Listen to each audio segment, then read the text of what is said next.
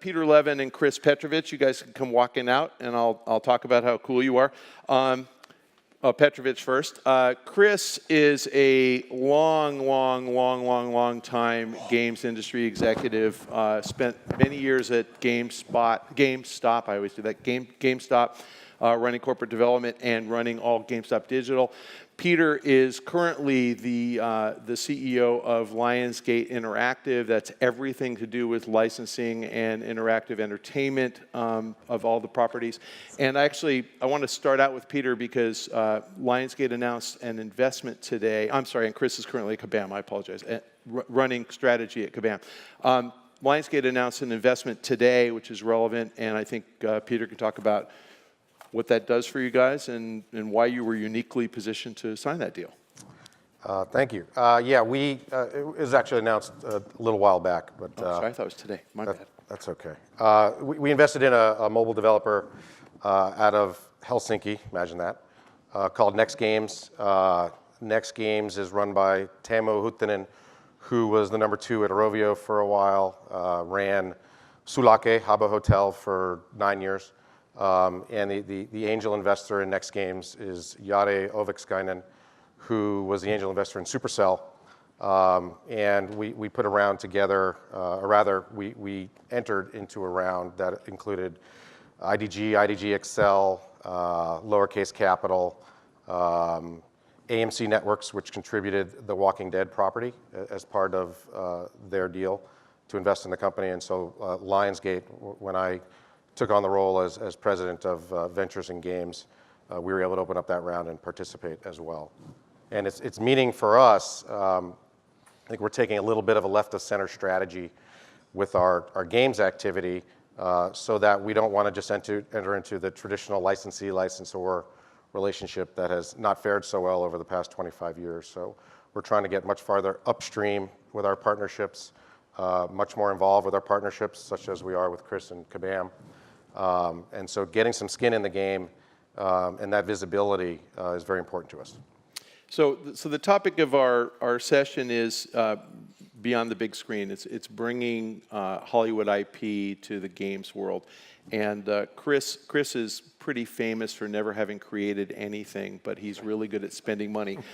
So, and Kabam has had some success. No, it's important though. You guys, again, if you're looking for money, you want a guy who doesn't know how to build it and needs to buy it. So Chris is that guy. So talk to us about, Jesus. Talk to us about exactly what you look for in IP and how you guys determine, what will be successful. Sure. So it's a constantly evolving answer, I would say. But given Kabam's lineage in bringing third-party IP to market, there's been a really solid thesis historically around working with top-tier partners that have global iconic brands. And I think the global aspect of that is extremely important and continues to be more important as we look toward new markets, obviously such as Asia. We can talk about the Alibaba investment later, but.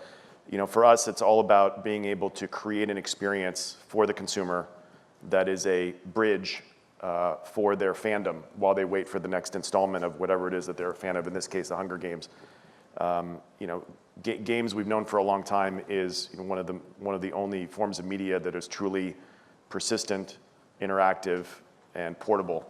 And for us to be able to deliver that to consumers in the form of a game where they can immerse themselves in the storyline and the characters, and be part of the experience that they really appreciate and enjoy is something we enjoy doing, and for it to be a commercial success on top of that is obviously a win-win for us and our partners. So, again, we look for global iconic IP, those blockbuster franchises, and to create that connective tissue for the users in a very interactive way. It's kind of our goal.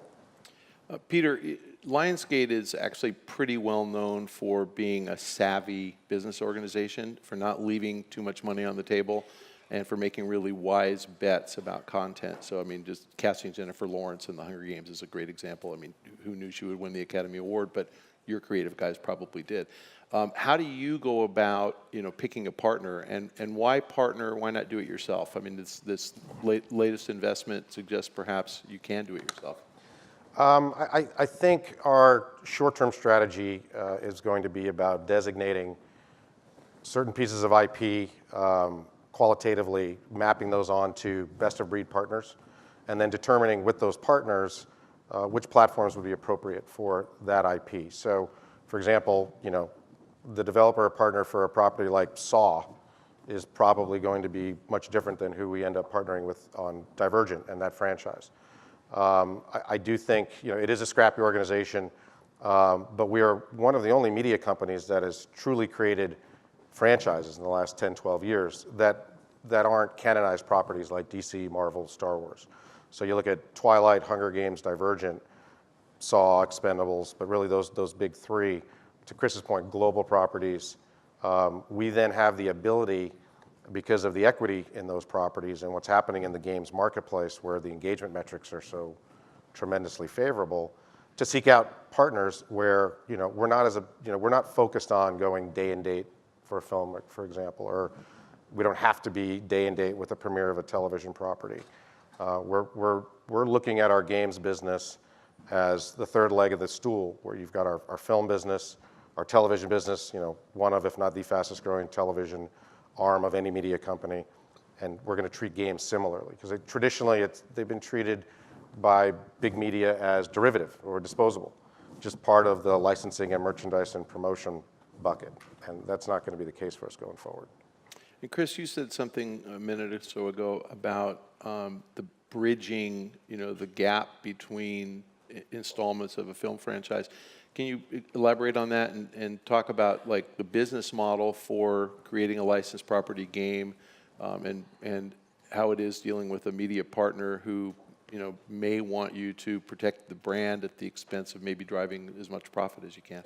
Yeah, I think to answer that and follow on what Peter said in terms of the evolution of the studios, having been on the licensor side of the table in the past, I can tell you that there has been a lot of evolution in thinking by the majority of folks out there that have IP that's in demand as it relates to games. I think to Peter's point earlier, in the past it's been seen as something more of just kind of a marketing play, kind of more of a disposable thing, that if you can get some incremental dollars from a third party to make you a game and get your brand out there, it's great. But I think now, as we've seen gaming as a percentage of the media revenue landscape kind of be a leader there, the studios are noticing that this is a real revenue stream first and foremost, and then in close second, it's a real opportunity for them to work with partners who know their craft to be able to deliver these experiences to consumers.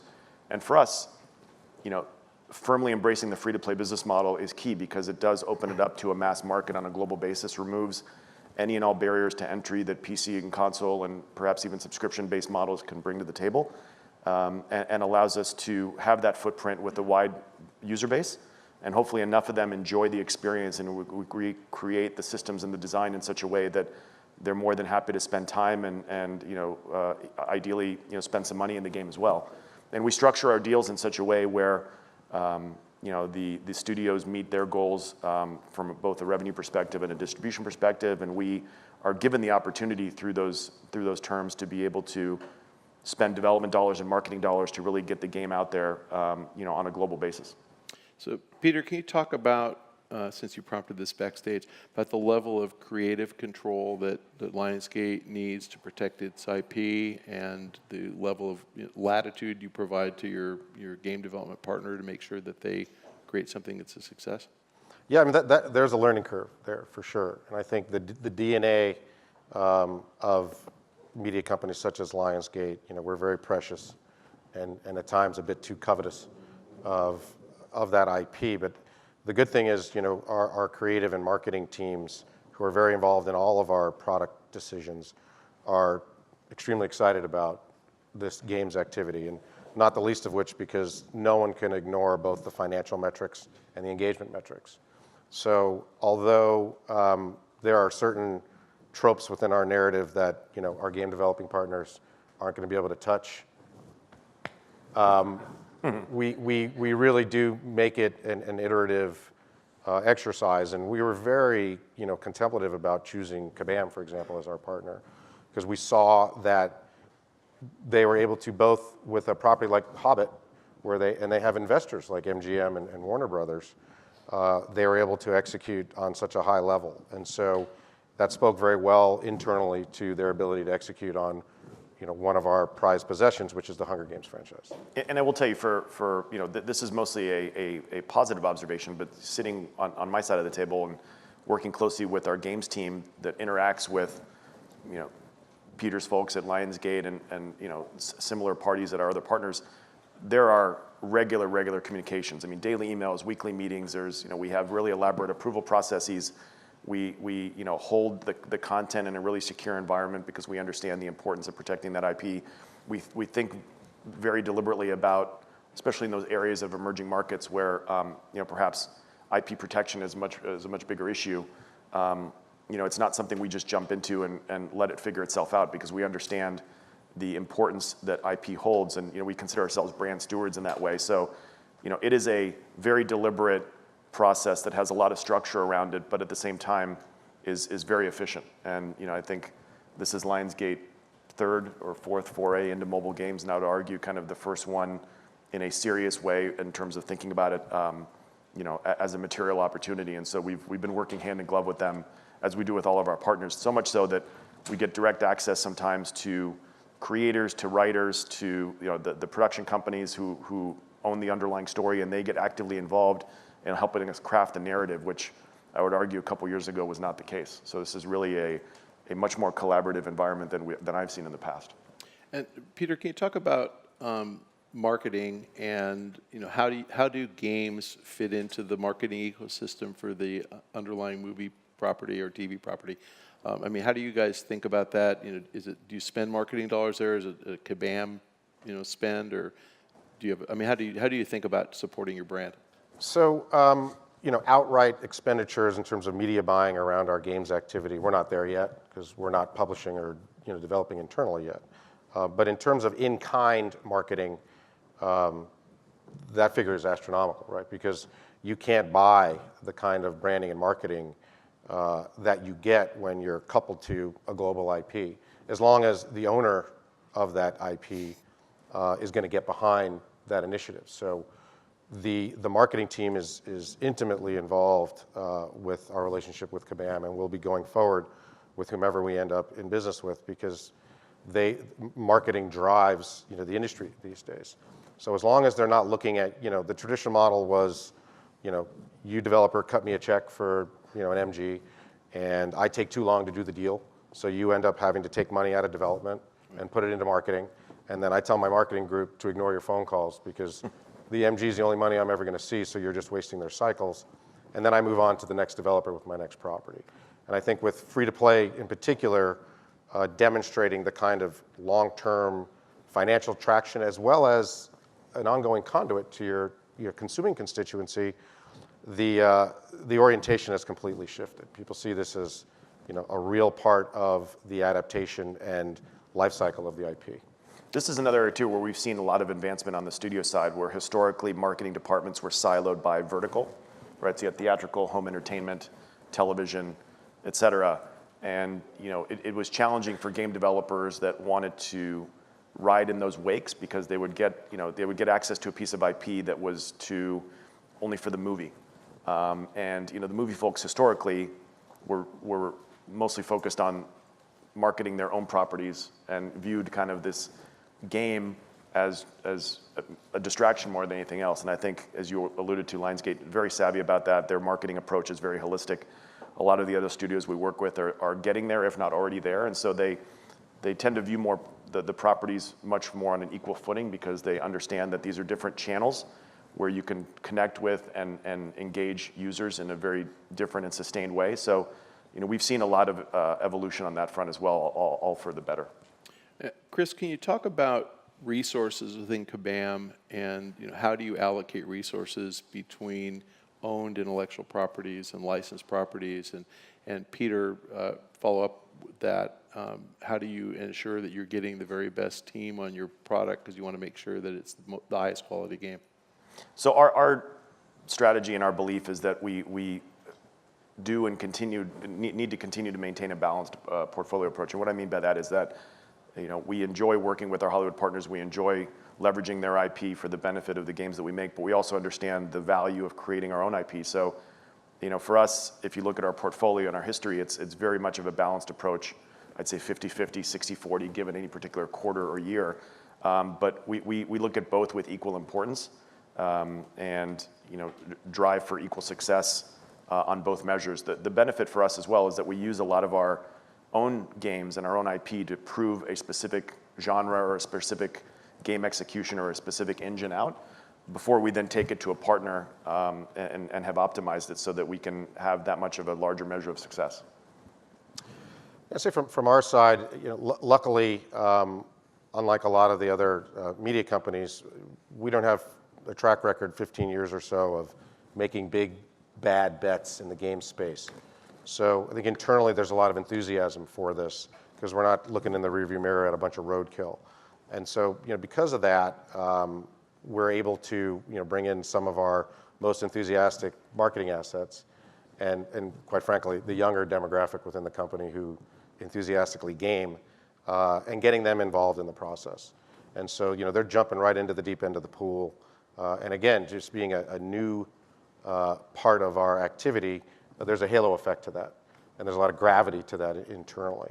And so I think Chris could probably attest to it, but we're throwing a lot of, for a company our size, and we're 600 people at Lionsgate, 600 plus, we're throwing a disproportionate amount of people at, for example, the execution of the Hunger Games game with Kabam. The speakers have agreed to take 1 or 2 questions, and we have time for about that. If anybody has one, and I'll repeat it, we don't have to worry about a microphone. Oh, we do have a microphone. If anybody has a question? If not, I can ask more. I'm happy to do it, but that's a camera. Okay, I'm going to pass on questions, and we'll go back to talking about IP. In the perfect world, Peter, how many game projects do you think that you could actually actively manage? I mean, if Lionsgate is phenomenally successful in making 30 or 40, AAA movies a year. I mean, I would honestly say, long term, we would like to see games, when applicable, be a part of the roadmap of all of our IP. I think in the short term, we're starting with some of the most obvious properties and vetting partners for those properties. So I think in the next year, you'll see about a half dozen in a variety of different constructs optically. But I think long term, other than some outliers, which they just wouldn't map well onto existing game genres and platforms, I think it'll be part of the conversation from go. And Chris, flip side of that, how many games is Kabam going to be in a position to publish 10 years out? Oof, 10 years out. Hundreds? Thousands? I would hope not. I would hope not that many. We're almost 1,000 people globally today with a footprint of studios that encompass San Francisco, Vancouver, and Beijing. And we're creating on a 24/7 basis. And even for a company of our size, between original IP and licensed IP, there's obviously a limit to our bandwidth and competencies and capabilities. So we turn down our share of opportunities because we just know that we aren't in a position to put the right team on it within the right time frame and deliver it to market. So for us, it's dozens of games maybe in 10 years from now, but it's so far out, it's only a guess on my part. So I think one of the good things about what Peter's saying in Lionsgate approach, which is a little bit different from other studios, is they're much more deliberate today in how they work with partners, meaning they pick a primary partner that's assigned to an IP and see that through to fruition, whereas other companies have, quite frankly, they have the scale and the benefit of being able to license out their IP to multiple partners in a single time frame, which makes it somewhat challenging for the developer community, but also obviously it's a sign of pent-up demand from consumers. Gentlemen, thank you very much for spending the morning with us. Thank you. Thanks. Thanks.